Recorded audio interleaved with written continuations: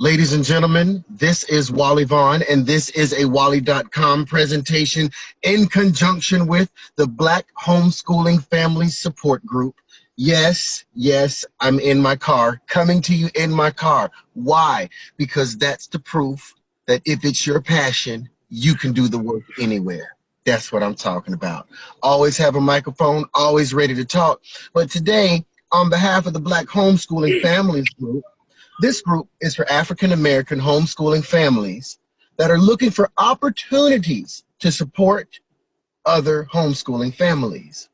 Our group has been created to provide opportunities for Black families to support, motivate, uplift, educate, and inspire one another while we provide better opportunities for our children. We encourage a high level of interaction. We're currently in the process of building a community of trust, and we ask that anyone who wishes to solicit to the group, we want you to create a member profile because we are always shifting knowledge. And in shifting knowledge today, got an entrepreneur in the house, somebody who's going to drop some knowledge from her perspective, somebody who's just like me, who has 1,000,005 thoughts and doesn't know which one she wants to focus on at a time. So I'm just going to go ahead and tell the people that we were trying to come up with what kind of direction we were going to go in, but because both of us are scatterbrained, Felicia, we couldn't come up with it, but we decided that we're going to talk about your designing. But before we get into designing, I want you to tell me 2 things you're grateful for. Oh, my Lord, I am grateful for life, and I'm grateful for my children. I really am. They keep me humble. Excellent. Now, just tell us a little bit about who you are before we get into the business piece. Who are you, Felicia? I am Felicia. So I am a mother of 4, 1 in college, started over, so 3 more little ones that I homeschool. I have 3 master's degrees. I am an actual licensed teacher. I taught in special education system in Washington, D.C. for a number of years. I am a designer. However, I design children's clothes. However, I did not go to school for it. I actually took a class in middle school. My parents always supported me, and I was like, oh, I like sewing. They was like, oh, you taking sewing class? I said, yes. They bought me a sewing machine for Christmas. And then I went to changed from public to private school, went to private school for my first year for high school. But my first year, I was like, I'm going to sew everything so I don't have to wear anything twice, ever, freshman year. And so that's what I did. And so after that, I dropped it. And I was like, oh, I'm done with that. I proved to myself, stop sewing. Picked it up when I had my micro preemie. Which is my oldest son. He was a micro preemie is a baby who's born. He was 3 months early, and then he was like 2.1 pounds. And we went through a lot of issues. And when he was finally able to wear clothes, to wear a shirt or whatever, I could never find anything. And I also wanted to be able to find my son, if we go out or whatever, not that we went out anytime soon after he left the hospital, but I started to design clothes and just make his stuff. And then eventually, as he continued to grow, I just kept doing it. And I kind of call it the find your kid on the playground, because, when you shop at the same stores as a lot of other people, you end up looking like the other kids, and you can't really point your kid out from their shirt or shorts or what have you. And that's how my brand Sugar Booger Baby came about. And then let's see. I reckon that's the direction my life kind of took once I had him into that. I've always been an entrepreneur. When I was in DC, I did have a children's spa, a kids spa, where we did parties, and I provided all the necessities for the party. I came to your house with everything. So it's like a party in a bag. I came with the party, I left with the party, and left no mess. I've had a bunch of smaller businesses along the way. My mom was also an entrepreneur, so I reckon that it's just what I'm meant to be. Yeah, that's about the long and short of it. And I see that we have a little, we've lost Mr. Lord. So I'm just going to keep going. Hey, how about that? Until he's able to hop back on. So today we're definitely going to, yes. Oh, okay. So today we'll go ahead and talk about, one thing we'll start to talk about is sewing. And if you can be a sewer, or if you can sew, does it take a lot of money, or take a lot of knowledge, or take a lot of skills? It absolutely does not. Okay. My children started sewing. Let me see. My youngest is now 5, so she was probably sewing when she was 3, maybe, because I would be sewing and they would be coming right on in. Maybe even before that. We want to do it too. So I said, okay, well, you're going to do it too. So we started with, like, I would let them sew like little straight lines on whatever fabric. Whatever fabric they wanted to. So they would sew things like washcloths. I've even let her sew herself a skirt or shorts, pajama pants, which is one of the easier things to start sewing on and make you feel good that you just sewed something that you can actually wear. You don't always have to have a pattern from the store to sew anything or to make anything. You can use something that you already have. So, okay, I will go on and on. So let me just kind of try to focus it in and give you let me try to give you from start to finish. Sorry about that. I'm going to be more of a voice because I actually have you on live. Kind of, we're doing it our own style. Okay, no problem. But if you have any pieces to show right now, or even just kind of talk about, like we were saying, of how young your children are, and that was actually a picture I used in the events. Okay, Wally's back on here too. Okay. But if you want to kind of segue and show us something, and then he's about to give him time to get over. Absolutely. I'm gonna step away, please. Don't take it as disrespect. But so I wasn't sure if I could show lots of props, y'all. So I came up here in my classroom where it's a mess. So that's why you don't see the top half. And I left my clothing rack downstairs. Otherwise, I would run this thing down there. Okay. So one thing that I just made my little lady is a little, let me slide back a little bit. There's a little bathing. Oh, I could have shown you my skirt. But anyway, so I made her a little, it's not a skirt. It's actually a bathing suit bottom. So here's the bottom of it. It's red, so I did it on purpose. So here's a little bathing suit bottom. And say you had this pattern, right? And I attached a little skirt so she can be out there with her little swimsuit on. And then here's a little reversible top that I made. has the racer back on it. Nice little shiny pattern. Wait a minute. Did you say it's reversible? Oh, it is. It is. Wait a minute. That says 2 for 1. This is like a coupon program. That's what I'm talking about. Yes. Got to get the life out of these clothes. These kids grow faster than nobody's business, and I'm not trying to shop every day nor sew every day. Now, is that actually a feature of a majority of your products, the reversibility? So let's get into that too. Okay. So I have my business idea, and the thing is, I'm a licensed entrepreneurship teacher. Okay. So, I know all these things about business. Don't let anybody else influence your business. Don't let them come with, you can do this too, you should do it. You can do this too, you should do it.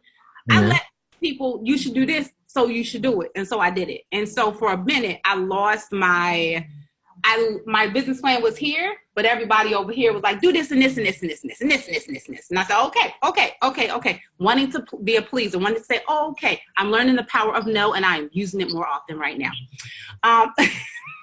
I just before you continue, I want you to say that again, that you're learning the power of no. Just say that and then go right back in. I'm gonna be quiet. Go ahead. But people need to hear that somebody who's on an upward trajectory has identified the necessity of preservation of your energy. So they don't listen to Wally. I mean, I got the microphone, but they still don't listen to me. So you tell them that they need to know how to say no, and you keep talking. Go ahead.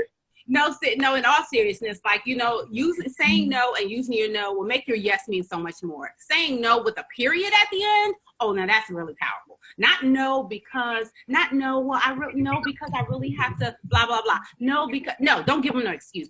Because that's what you're now doing. You're now giving an excuse with your no, meaning if they say, oh, well, let me solve your excuse, now your no will turn into a yes. Well, no, my no is no because I said no, and no has a period at the end, and I'm not going to change it. Even with my children, because Lord knows I love them. They buttered me up the other day. They said, well, we don't have any consequences for not following directions. I said, oh, you don't? Oh, well, let me give you some this morning here. We woke up with a whole brand new day, okay? We got some consequences, all right?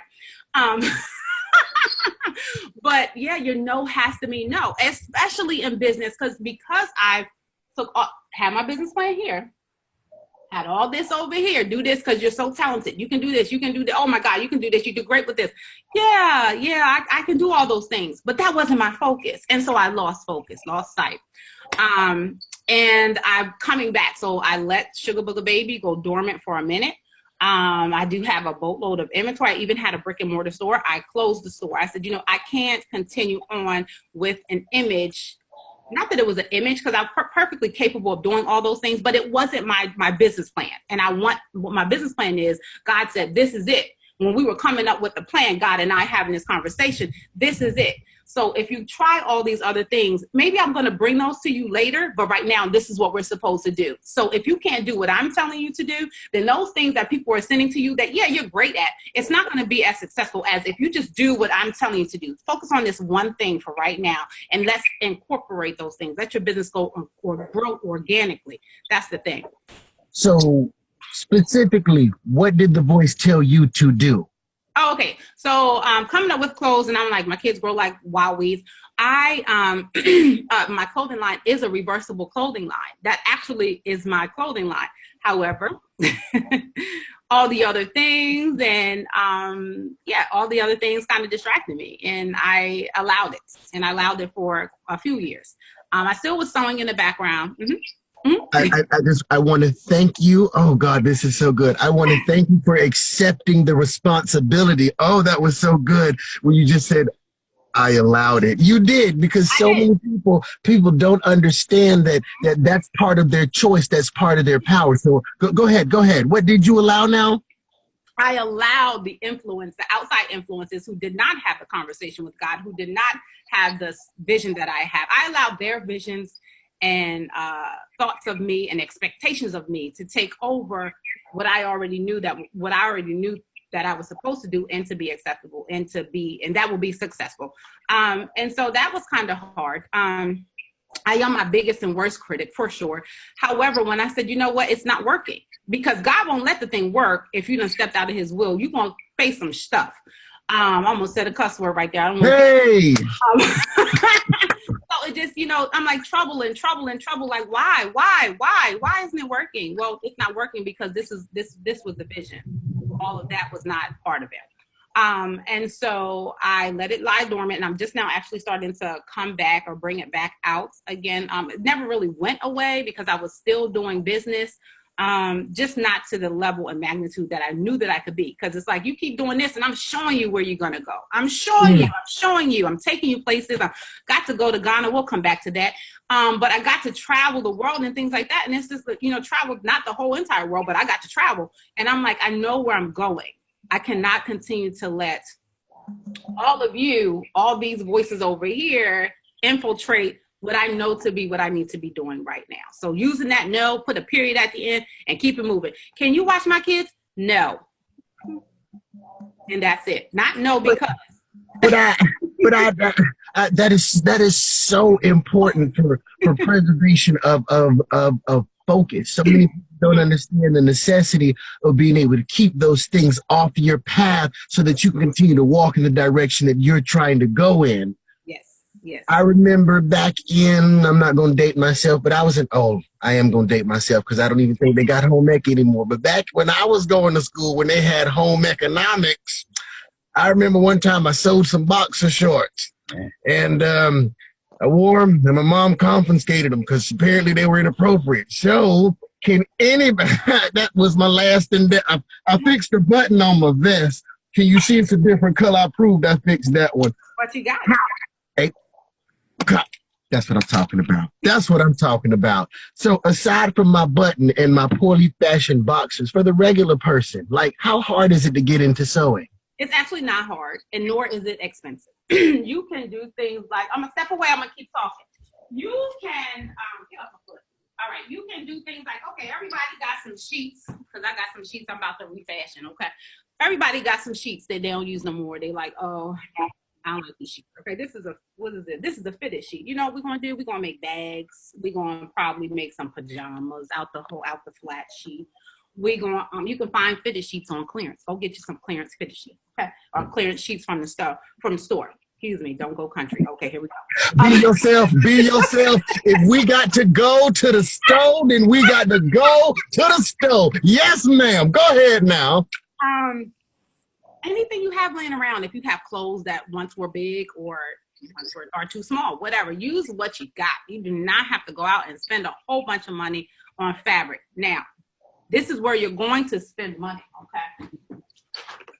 Doesn't have to be a lot. Wait a minute, I got my little box here because I found out just before we went live that I could use some props. Whoop-whoop. Okay, so I have a box. I'll show it to you. I have a box with just stuff. You'd be like, oh, well, you can't really see, but it's filled with stuff.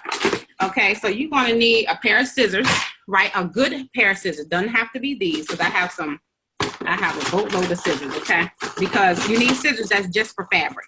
You don't ever, and I do mean ever, never use your fabric scissors on anything except fabric. You can go for, how you open that? I got to have safety measures on my scissors. So you just pick yourself up a good pair of scissors. That's where you're going to spend the bulk of your money. You need a good pair of scissors, okay? I have like 20 pairs of scissors. Why? Because when they were stressed, this thing is sharp as nobody's business. Okay, you can pay some hundreds of dollars for fabric scissors. Okay? Don't go doing that. Don't do that, not yet. Don't do it yet. But get yourself a good pair of sewing scissors. Scissors that's only for sewing. They need to be scissors from, it doesn't have to be Joann's, it could be Hobby Lobby, Walmart, wherever. Just get yourself a pair of scissors. Those scissors are super sharp and for only cutting scissors. Then you can get your little dollar scissors or scissors that you already have. That's what you use for paper, okay? You're going to cut a pattern out. You're going to need some paper when you're making pattern, because I cover that too. You're going to need another pair of scissors for cutting anything. But one thing you need to spend a little bit of money on, $20. You can even probably get some for about $10 too. Fabric scissors.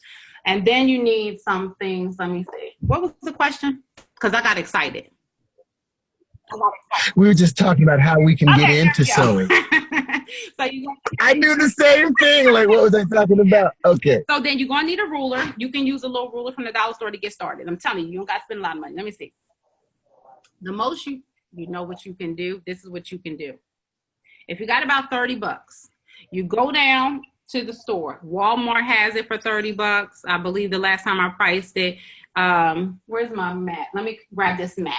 I'm gonna show you what'll come in this kit, and you can just go get this kit, and this is what you're gonna get started with. Let me see what. I'm gonna show you a kit. It's part of the kit, not the whole kit, but it's part of it. So Walmart had to buy fist cards because this is the actual ruler. So this is a long ruler. It's a 23 and a half. I want one. In this kit, you'll get this. You'll get a mat like this. Your mat won't be blue. This is because I have so many mats. Your mat's going to be gray. And it's going to be two-sided. Lighter gray, dark. One side will be light. One side will be dark. And then you'll get some scissors in there. What comes in there? Scissors come in there. And you might get one of these, a rotary cutter. Just go get one of the kits for $30. Excuse me. And then you just need some cheap scissors for paper. So after I get my materials and after I get my pattern and I make me a couple pieces, how do I become an entrepreneur with this? Because that's what this is all about. Okay, yeah, absolutely. So you can start by doing some local craft or vendor shows, local shows, become a local celebrity before you go into the masses. I kind of went right to there because I'm famous for usurping the supervisor. I want that. That's what I'm going for. But you can start by doing it locally to build up your self-confidence. Like I already knew that I could do it. I already knew that I could sew this and that and what have you. But you want to build yourself up, build up your name, build up your self-courage and all that stuff. And then you can also do, you can set up an Etsy shop. Etsy is what I think is 20 cents per item that you post on there. Set up your own website and just start posting a few of your things. Use Instagram, Snapchat, Facebook, use all of that, all the Facebook, all the social media platforms, and just start posting your stuff. Tell your story. Like I want to sew. I want to learn how to sew, or I'm looking to start a business, or, let people give you feedback. Oh, that's cute. Well, what about this? And accept that positive, critical responses. Like if somebody's coming for you straight negative and you know that it's negative, like, oh, that don't look, you dismiss those. Don't even let them, you send them back out the ear that they came in from. But if somebody is saying, oh, that garment, it looks great. However, you have some puckers. Like, what's that bulge? Like the person may not be able to tell you it's a pucker. They may be like, well, what's that? What's wrong with this part right here? You're going to say, oh, okay, let me work on that. That's, somebody that's really trying to support you and encourage whatever it is you're doing. They're not going to be like, that's ugly. They'll be like, well, maybe you could have used a different fabric, or there's something wrong right here. This really is what's the issue with this item or whatever. And that's across the board, whatever your business is. You know, like accept the positive criticism. Just dismiss the negative people coming for you, haters and all that stuff. Just let it go back out there. Is that a lesson that you learned from sewing, or is that a lesson that you learned somewhere else along your journey? That is a life lesson. Constantly learning, you know. Constantly learning. But yeah, so you just get your basic supplies, maybe about $30 to get you that cut. Because if you have one of these, if you have a rotary cutter, don't cut on your table ever. It will cut your table, and you'll be upset because your table will be ruined. So you never want to cut with a rotary cutter like I just showed you on your regular table. You need a cutting mat. Plus, it's a nice hard surface. Can you do two things at once? Yeah, what's up? Okay, while you're talking to me, I want you to pick up a couple of your little pieces and just go across the screen so that while you're talking, so that we can get like two birds with one stone here, because the people want to see what you got. They don't want to just see me, so just like flash while you talk. Yeah. Okay. I'm give me one moment.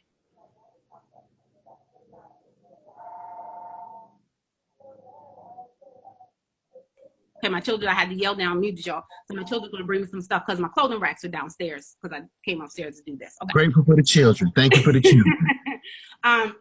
So who knows what they'll bring, but they'll bring something. What is your target design audience? Who do you like to design for the most? Wow. I really love to design for preemies just because it's near and dear to my heart. And then children, period. So my target audience, I mean, for the children, but the parents of the children, because I want you to find your kids on the playground. I want you to see if somebody's trying to snatch your kid and they got them across the daggone park. I want you to see your kid if they the one that's out there bullying somebody or being bullied. I want you to see your kid. Like my thing is find your kid on the playground. That's it. Find your kid on the playground. So my tagline is close that move. But the other caveat is you can find your kid, because what from my line, like I have it's limited fabric. So what it is if I say I'm going to make, if I have, okay, this is all the fabric I'm going to use, I'm going to get. So when this fabric is gone, it's gone, but the style may remain. Meaning, okay, I'm going to make this. So this is cut up. So it's already cut for my daughter wanted some shorts. So I have this fabric. Well, I made leggings out of them. So when the fabric was gone, this fabric went away. However, and I still have some, I always keep little remnants because my daughter will be like, well, I wanted this like that. And they got their own style. But anyway, when the fabric is gone, it's gone. The style will remain, but that fabric is gone. Meaning if I say my cap is 500 leggings made from this pattern, that's it. The next pattern might be, this is some other shorts I'm fixing this, so, but the next fabric might be orange. So it just depends. But for me, it's a limited use. So you kind of get that, you get that not very many people are gonna have this. Not very many people are gonna be able to, I'm not gonna see really up. The possibility of me finding someone else that's dressed exactly like me is pretty much gonna be non-existent to a degree. And so that, come on, y'all, with the clothes.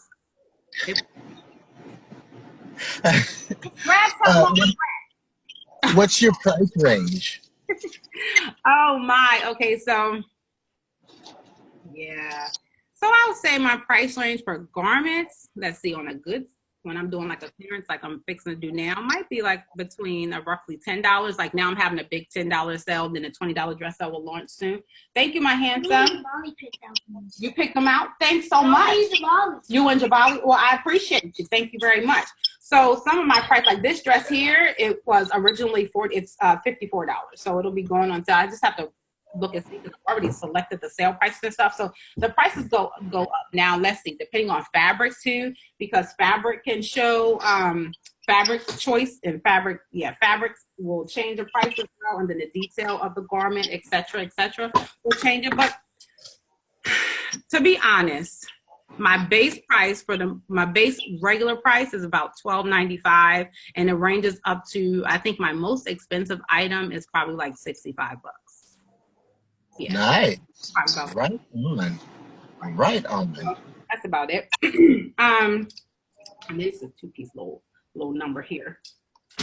A lot of stuff I have, some stuff I'll make and they'll be one of a kind. So it's like literally you only get one, like my Ankara stuff, which is the Ankara fabric out of Ghana. All of that is one of a kind. There are no doubles for that particular line. And I like to do that from time to time simply because I want to, I like one of a kind stuff. I don't always, I want to know that nobody else got it. And so I do That's that. right. That's right.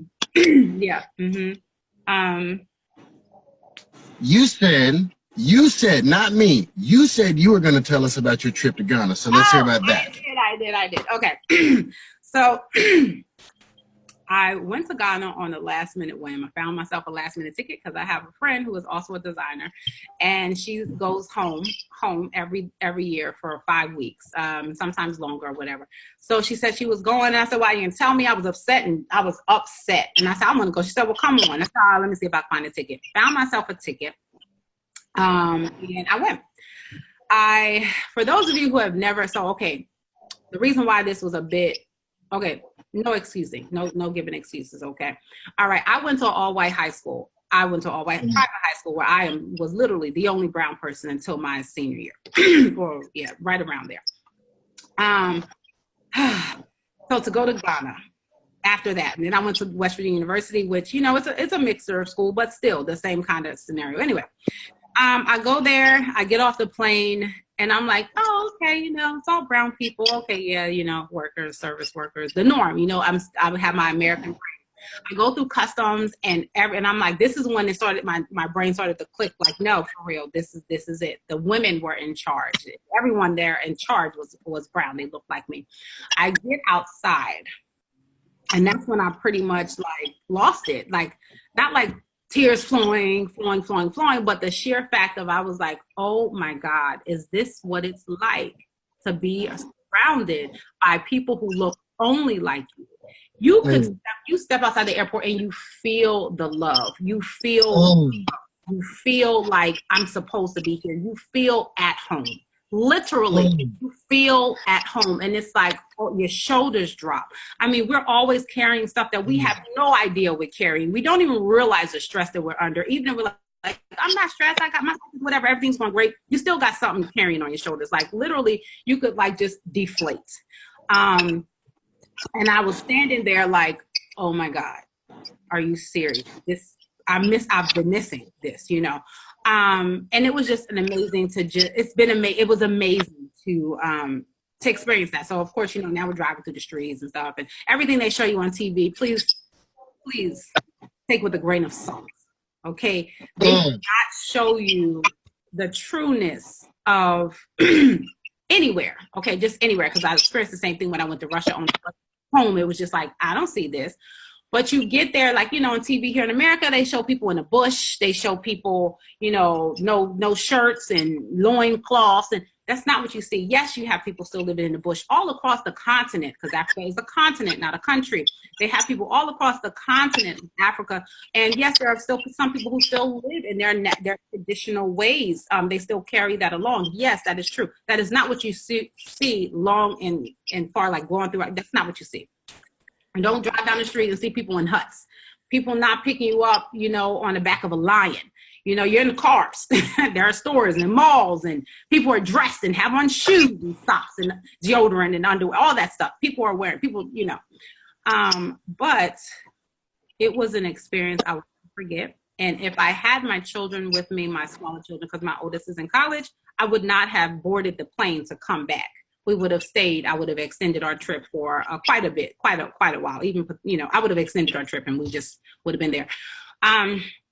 In Ghana, I do have some tailors. I have tailors there, which is really cool. There's so much business that can be done, and that the Ghanaians, the government, and especially the people there, want to do with us. Like 2019 is the year of return in Ghana. Like this year, 2019 has been slated as the year of return for Ghana. Meaning they're wanting people to come back. They want us. They're like, come home. Yeah.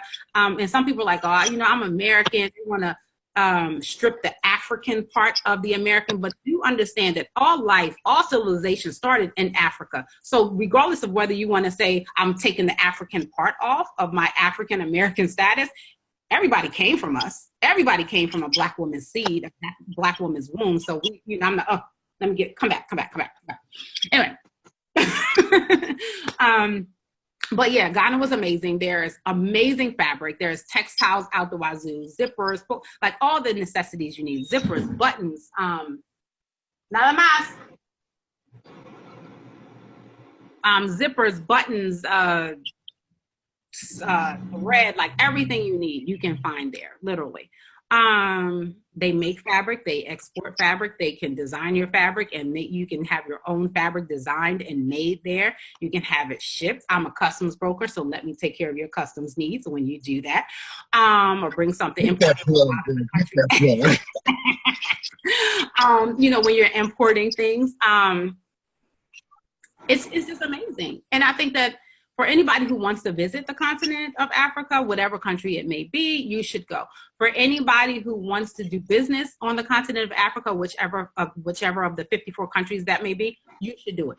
You can make such an impact on here in the United States as well as there.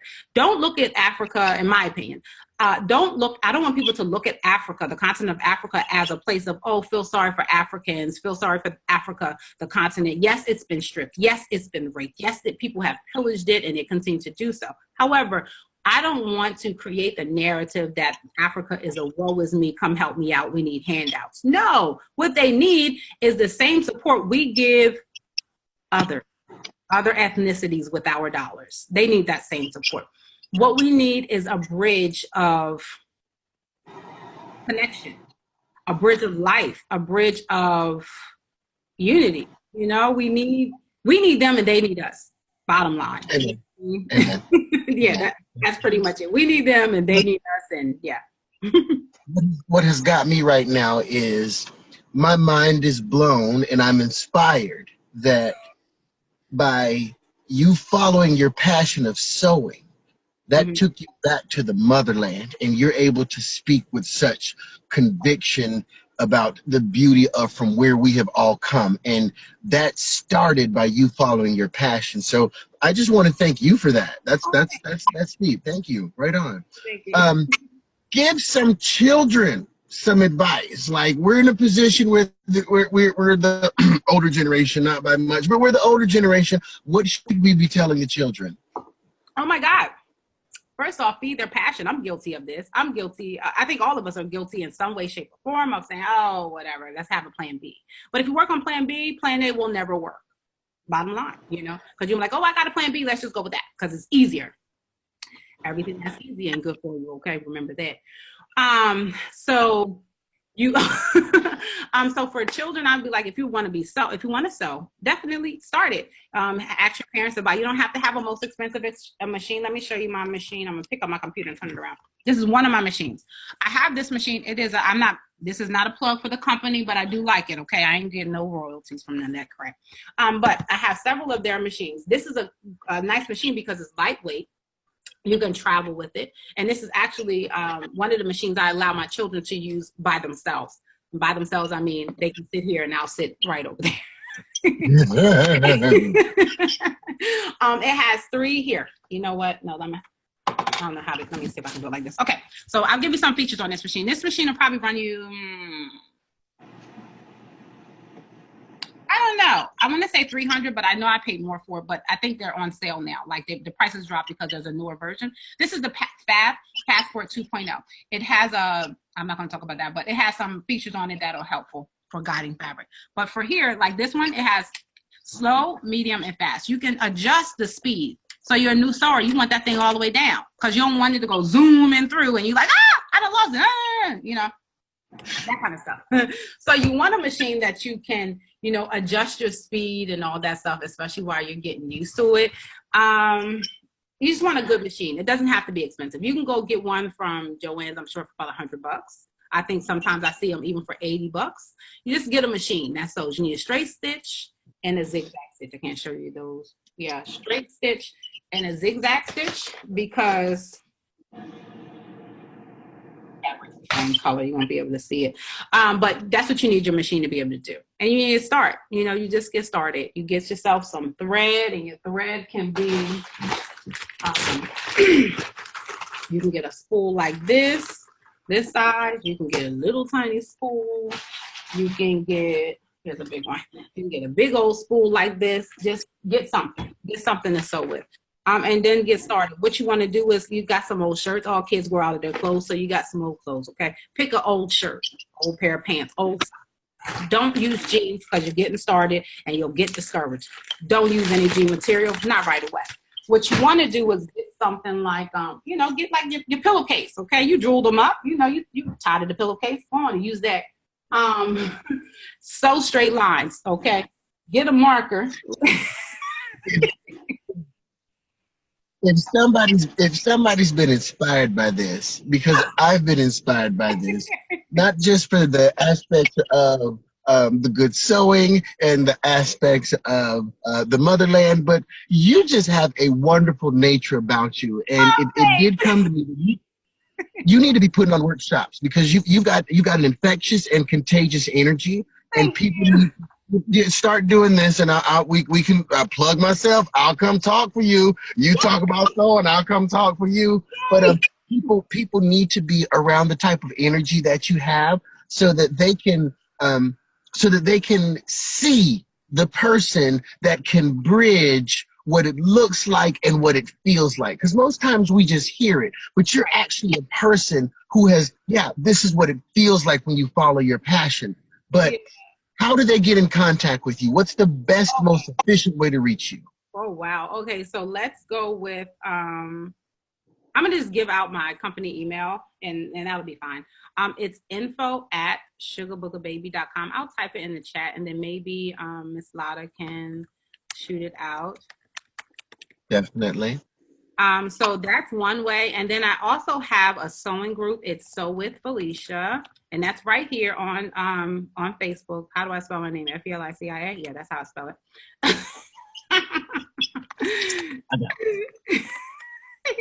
And then I have a homeschool group where I teach free classes. I teach free, and it's Safari Not CC.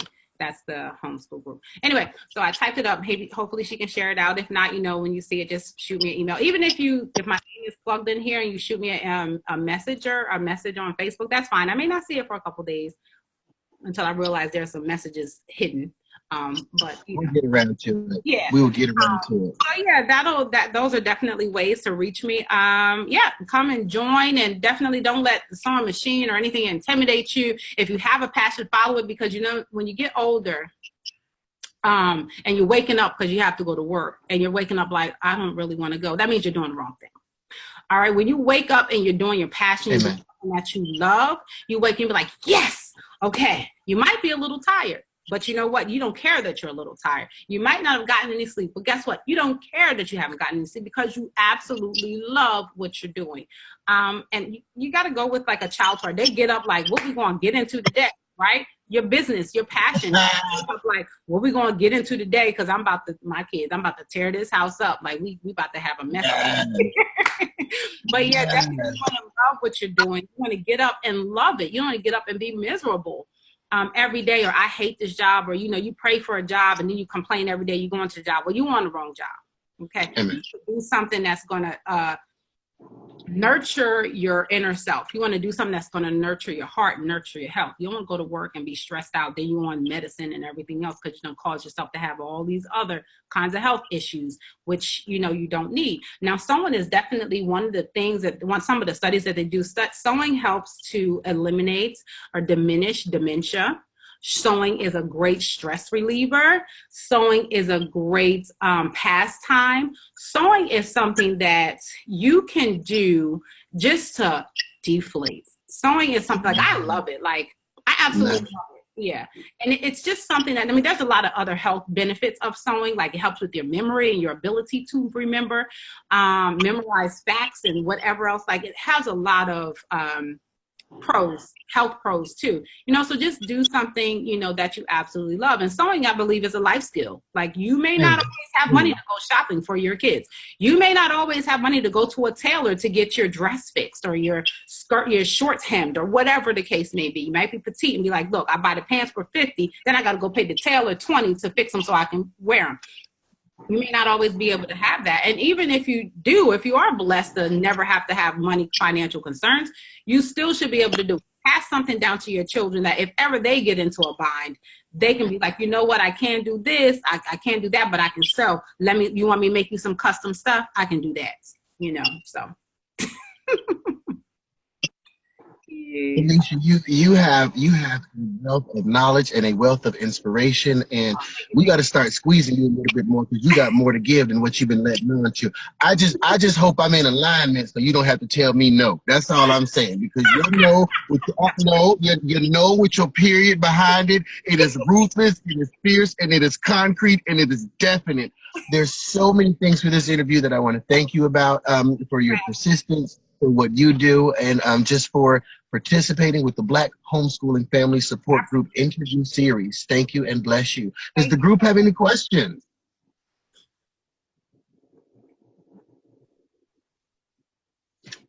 And if there are no questions, I believe we're on. She's talking.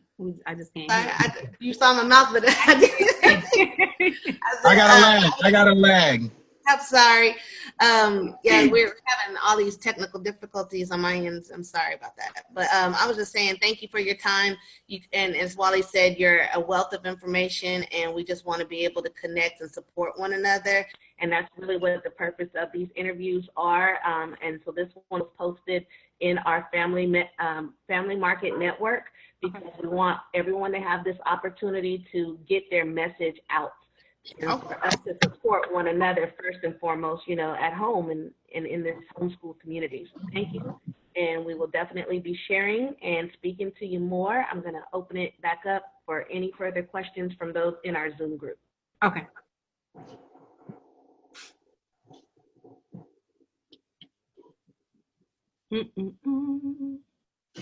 So where are you from? Or where are you located, Wally? I'm on the road, girl. That's why I've been looking around like a convict because I'm in the parking lot right now. But I'm going to my friend's wedding. I'm about an hour and a half outside of Atlanta. Okay, nice. Right. I didn't see any questions on the chat, so we're going to close it. Well, okay. Are you waving? Hey, Mecca. She just want to get up here and be cool. She just want to get up here and be cool. We don't care nothing about Mecca. She ain't got to say nothing right now. We got this. Yes, you do. Hey, can you hear me? Hey, baby.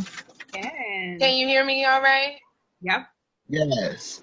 You do care about me, Wally. Tell the truth. It's such a beautiful day.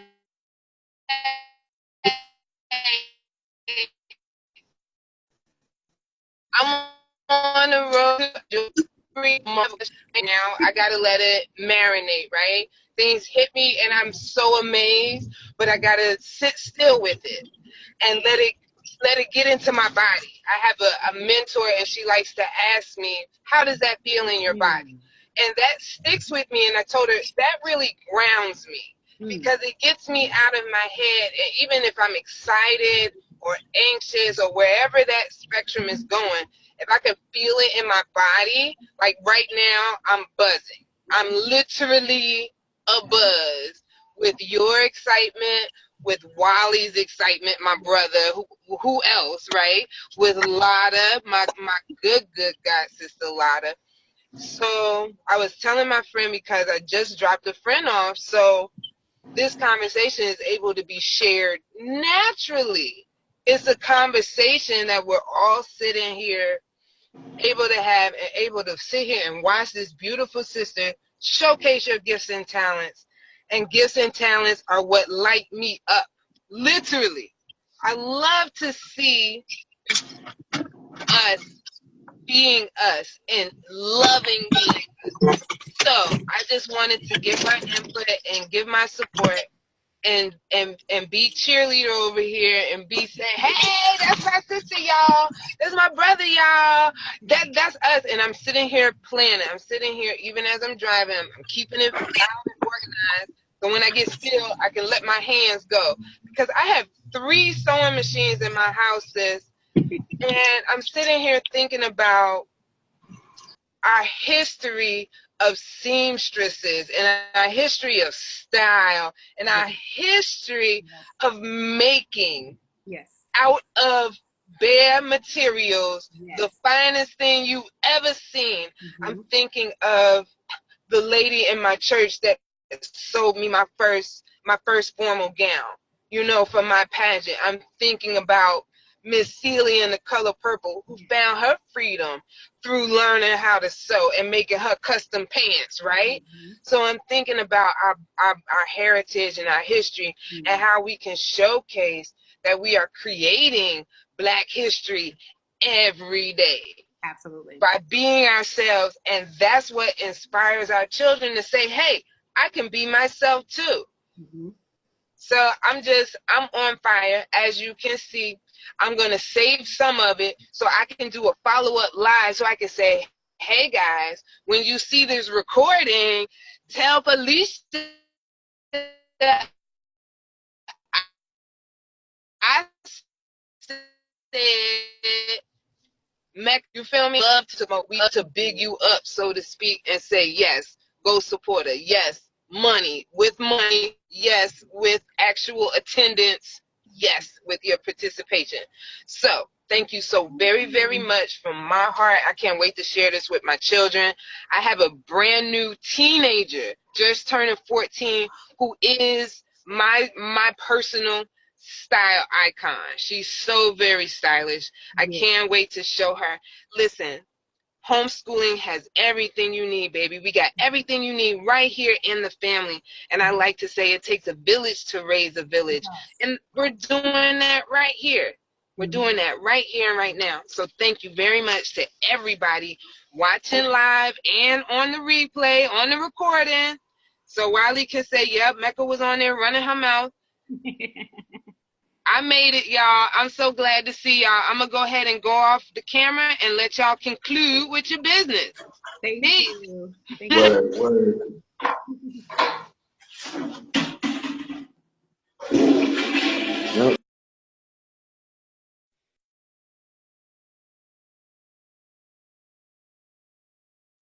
So I thoroughly enjoyed talking with you all.